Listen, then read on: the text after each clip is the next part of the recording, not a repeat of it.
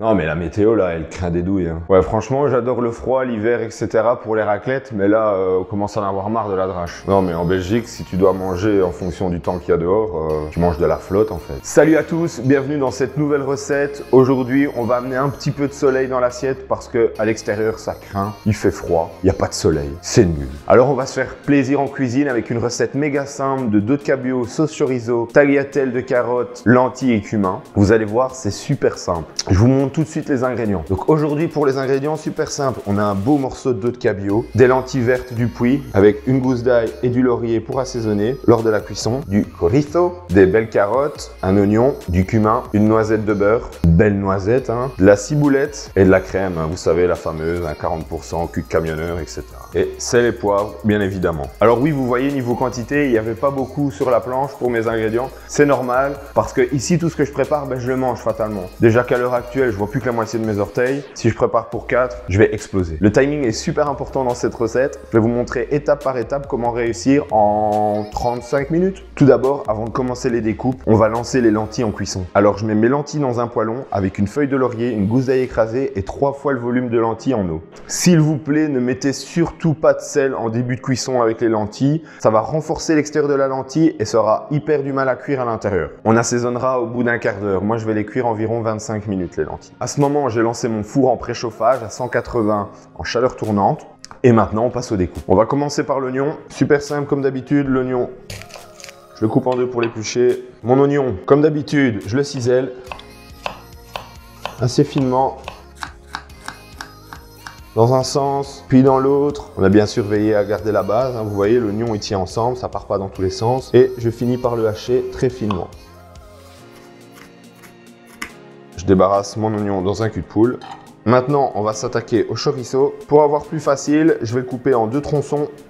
Alors, couper en cubes, c'est super simple. Je vais d'abord faire une fine lamelle, comme ceci. Je vais pouvoir poser mon morceau sans qu'il roule. Je vais couper des lanières un peu plus épaisses. Une fois que j'ai mes lanières, je vais les couper en bâtonnets. Une fois que j'ai des bâtonnets, ben je les coupe en cubes. Hein. Et ceux qui disent « Bah, mais il a pas retiré la peau de son chorizo ». Bah, excuse-moi, mais jusqu'à preuve du contraire, tes saucisses, tu les suces pas comme des calipots. Et la peau dans le chorizo, c'est exactement comme dans la saucisse. Bah, c'est du boyau, tout simplement. Et voilà, maintenant mon chorizo et mon oignon s'est coupé. Je vais lancer ça tout de suite en cuisson. Je prends une petite casserole, un léger filet d'huile. Mon huile est chaude, je vais rajouter le chorizo et l'oignon. Alors le chorizo, on va légèrement le faire revenir, mais on va surtout pas le faire chauffer trop en cuisson. Sinon, on risque de développer un goût acre. Vous voyez, le chorizo, il a sué, mais il a surtout pas saisi. Et là, j'ajoute la crème.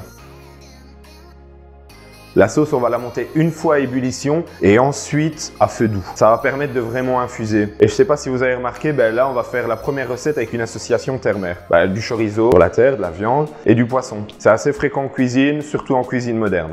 A few moments later. Donc voilà, j'ai donné une petite ébullition à ma sauce. Maintenant, je vais la calmer. Je vais pas oublier d'assaisonner mes lentilles. Maintenant, je vais assaisonner mon cabillaud et je l'envoie direct dans le four. Du poivre, du moulin.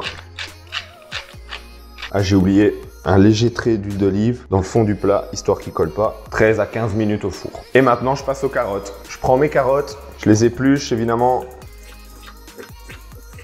Et une fois qu'elles sont épluchées, ben, je vais simplement découper des tagliatelles dedans. Vous voyez, c'est super simple avec un économe. Et j'ai gardé un morceau de la fan pour pouvoir tenir la carotte.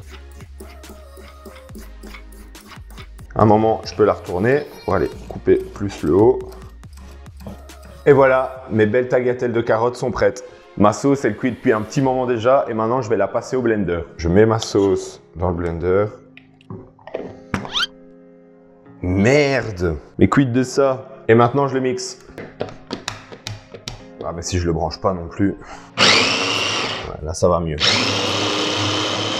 C'est l'histoire de quelques secondes. Hein. Ah, ça sent bon. Voilà, j'ai nettoyé ma casserole et maintenant, je vais filtrer la préparation afin d'obtenir une sauce bien lisse. Donc oui, on va se séparer du chorizo. Mais le chorizo ici, il a bouilli dans la crème. Il a infusé la crème. C'est un peu comme si on avait utilisé le chorizo comme du thé, quoi. Vous voyez, on obtient une belle sauce bien onctueuse avec une belle couleur. Si jamais vous voulez quand même conserver les morceaux de chorizo, ben vous ne le passez pas au blender, vous ne le filtrez pas et vous servez comme ça. C'est parfois difficile de trouver des chorizo qui sont piquants dans le commerce. Moi, j'aime bien les plats qui sont relevés. Vous choisissez le chorizo que vous voulez en fonction de vos attentes. Si jamais vous voulez quelque chose de plus doux, vous prenez un chorizo doux. Si jamais vous voulez quelque chose de piquant, vous prenez un chorizo extra fort. Et si jamais ça vous suffit pas encore et que vous aimez jouer de la trompette aux toilettes, bah vous rajoutez du piment, hein. Mes lentilles sont cuites et égouttées. Maintenant, je vais passer à la cuisson des carottes. Je vais mettre un peu de beurre. Je les remue un peu.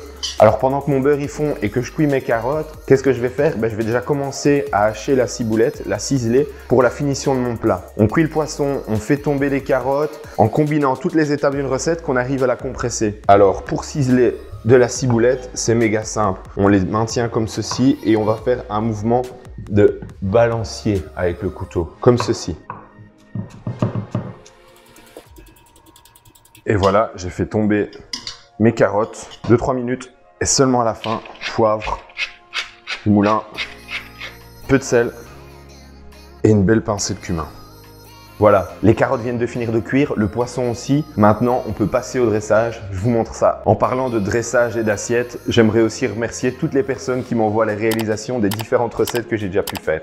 N'hésite pas toi aussi à réaliser mes recettes et me les envoyer sur mes réseaux sociaux. Ça me fait hyper plaisir et c'est aussi pour ça que j'ai fait cette chaîne YouTube. Allez hop, au dressage maintenant. Mon poisson, je l'ai mis sur une feuille de papier absorbant et pour vérifier la cuisson d'un poisson, vous prenez un cure-dent, vous l'enfoncez tout doucement dans le poisson et si ça rentre sans difficulté, c'est qu'il est cuit. Si vous sentez une résistance, c'est qu'il faut lui rajouter encore un petit peu de cuisson.